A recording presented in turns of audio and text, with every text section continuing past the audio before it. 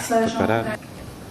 em termos clínicos, portanto, e tendo em conta a existência de esquemático, como eu vos mostrei, de dois neurónios, assim dizer, o primeiro neurónio e o segundo neurónio, como eu já referi, na esclerose lateral amiotrófica tem que haver envolvimento de ambos, mas pode haver um predomínio de um sobre o outro, de tal forma que há doentes que têm características mais de envolvimento do primeiro, enquanto que existem outros que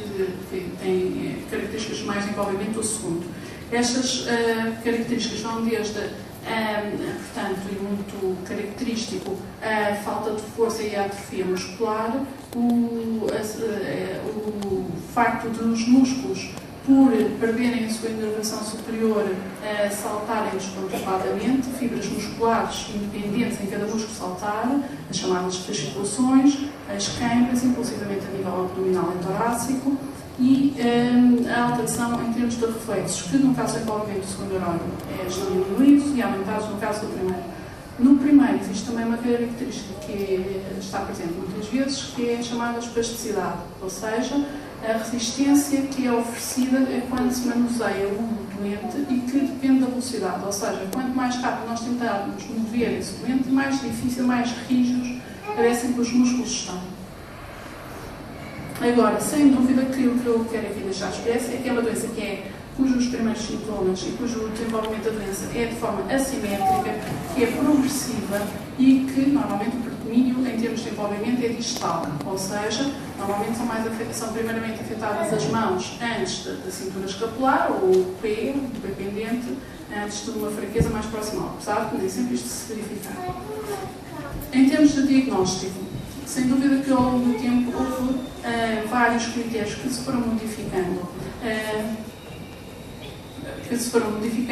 E atualmente o que se pensa é que, de facto, haja o valor da eletromiografia seja comparável à clínica.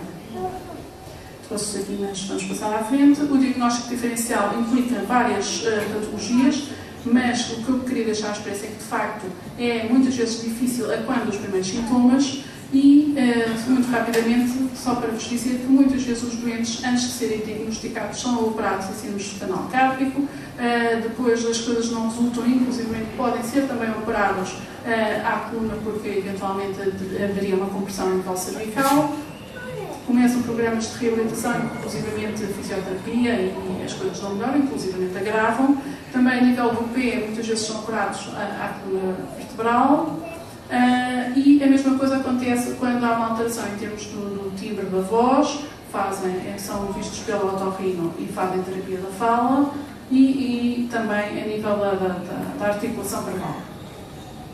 Sem dúvida que as ações de formação são importantes para obviar estes atrasos no diagnóstico e, de facto, o que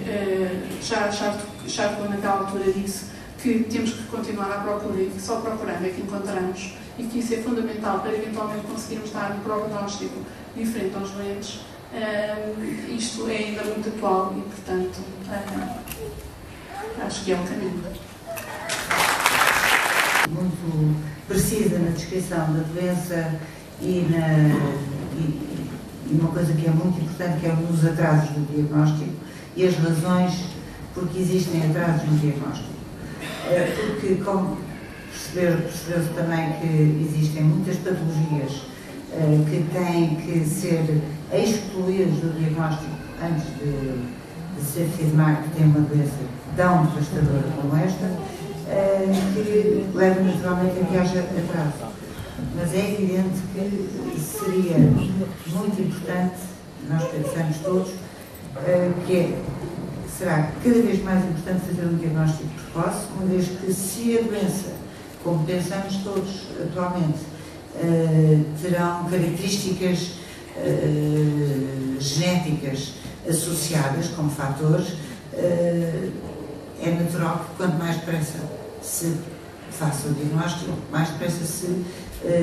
surgirão as novas terapêuticas e mais depressa se pode intervir adequadamente. Vamos passar agora à segunda